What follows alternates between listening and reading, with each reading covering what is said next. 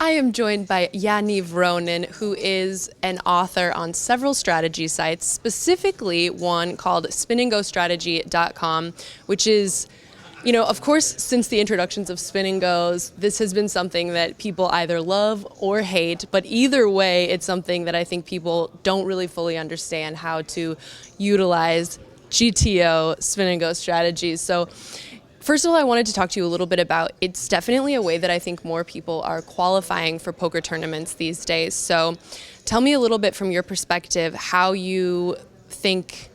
you think is the best strategy and method to try to qualify for a poker tournament via Spin and Gos? Right, so I actually qualified for this one for here in Panama on Spin and Go. Pro. I wasn't trying to pro it at all. It was at the end of my session. I was kind of just frustrated, and I was just like, just pump off one more of these. And luckily enough, the table turned green, which is the color you're looking for. And easy does it, and now I'm here. I think with the binds that they have, they started out as $20, and now they've been going down. I don't know if that's a strategy. PokerStars is kind of testing out the bind limits. Right now for Sochi, it was only $8 to qualify. For Monaco, it's €10. And so as far as how to do it, I think kind of basic Spin and Go strategy, which is a little too much. We could go too in depth for today. But the general concept is that you have 3 players. It's a hyper turbo. It goes really fast. It's over in a matter of minutes. And so the number one thing that's most important that players who aren't used to a hyper turbo format is you have to play more hands. You have to take more risks. You have to call down lighter. You really just can't sit around and wait for your big hands. And you really can't just fold just because someone's showing aggression.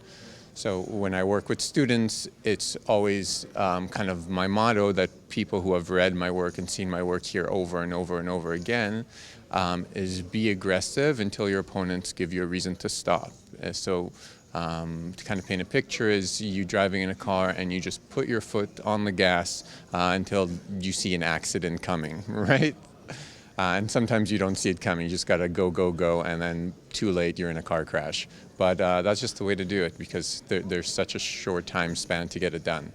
So do you find that, of course, everyone's looking for the little green to happen. And so do you find that when players are playing in the ones that are just your standard, Spin and Go, where you're not getting that extra value, that players tend to throw that away more? Absolutely. And as far as making Spin and Go's a career, and this is less for the qualifiers and more regular Spin and Go's, that's kind of a thing that the regulars in the games really understand, that those 2x prize pools are actually some of the most important ones because you can't make money over the long run if you're just going to punt off all your 2x's, which is what most recreational players do, which is great for us professionals, right? So you have to play your 2x's the same way that you would the big multipliers.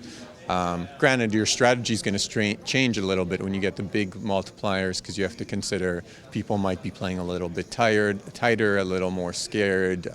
They're excited for the big one. They don't want to screw it up.